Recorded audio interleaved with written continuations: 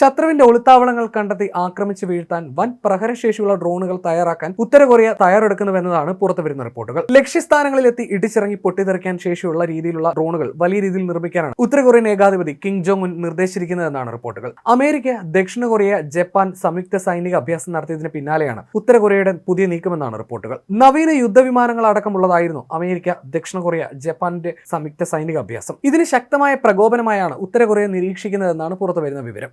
ആകാശവാഹനങ്ങളുടെ സമീപത്ത് സൈനിക ഉദ്യോഗസ്ഥരുമായി സംസാരിച്ച് നിൽക്കുന്ന കിമ്മിന്റെ ചിത്രം ഇതിനോടകം വൈറലായിട്ടുണ്ട്. ഓഗസ്റ്റിൽ ഡ്രോണുകളുടെ പ്രഹരശേഷി കിം നിരീക്ഷിച്ചിരുന്നു. BMW സെഡാൻ, പഴയ മോഡൽ ടാങ്കുകൾ എന്നിവ തകർക്കുന്ന ഡ്രോണുകളുടെ ചിത്രങ്ങളും ഇതിനോടകം പുറത്തു വന്നിട്ടുണ്ട്. ഡ്രോണുകളുടെ പ്രഹരശേഷിയിൽ കിം സംതൃപ്തി പ്രകടിപ്പിച്ചു എന്നാണ് പുറത്തുവരുന്ന വിവരം. പൂർണ്ണമായ രീതിയിൽ വലിയ രീതിയിൽ ഇത്തരം ആയുധങ്ങൾ ഒരുക്കുന്നതായിട്ടാണ് നിലവിലെ സൂചന. കഴിഞ്ഞ മാസത്തിൽ ഉത്തര കൊറിയൻ വിരുദ്ധ പ്രചാരണങ്ങളുമായി ദക്ഷിണ കൊറിയൻ നിർമ്മിതമായ ഡ്രോണുകൾ രാജ്യത്തെത്തിയെന്ന് ഉത്തര കൊറിയ ആരോപണം ഉയർത്തിയിരുന്നു. ദക്ഷിണ കൊറിയയുമായിട്ടുള്ള ബന്ധം വഷളാകുന്നതിനിടയിലാണ് കിമ്മിന്റെ പുതിയ നീക്കം.